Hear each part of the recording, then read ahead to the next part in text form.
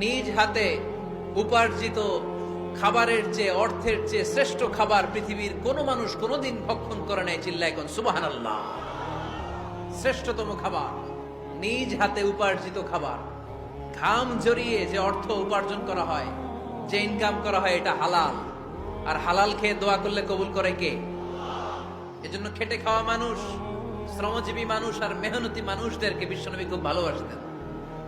তারা বিশ্বনবীর বন্ধু আর বিশ্বনবী ছিল তাদের বন্ধু। সুবহানাল্লাহ পড়েন।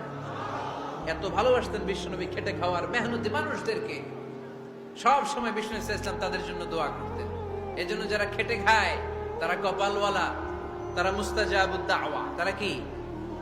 মুস্তাজাবুদ দাওয়া মানে এমন ব্যক্তি যে ব্যক্তি দোয়া করতে দেরি হয় কিন্তু দোয়া কবুল হতে দেরি হয় না। আপনারা এখানে ব্যবসা করেন কে কে? দেখি তো, হাত তুলেন তো। ব্যবসা, মাশাআল্লাহ, অনেক ব্যবসায়ী আছে তো দেখি। আচ্ছা, হাত নামান। চাকরি করেন কে কে? চাকরি, চাকরিও তো অনেক করে দেখি, হাত নামান। প্রবাসী, ছুটিতে দেশে আসছেন। হুজুর আমি আছি, কই? আপনি দেখতে আসছেন? মাশাআল্লাহ। কোন দেশে থাকেন? সৌদি আরব। আলহামদুলিল্লাহ। সৌদিতে ভাল লাগে নাকি সৌদি স্বপ্নের দেশ, খাটতে খাটতে জীবন শেষ? ইনশাআল্লাহ।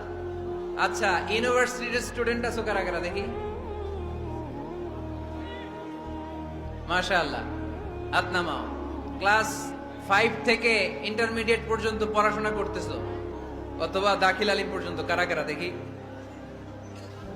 মাশাআল্লাহ, হাত নামাও, হাত নামাও। একবারও যারা হাত তোলেন না এবার তারা হাত তোলেন।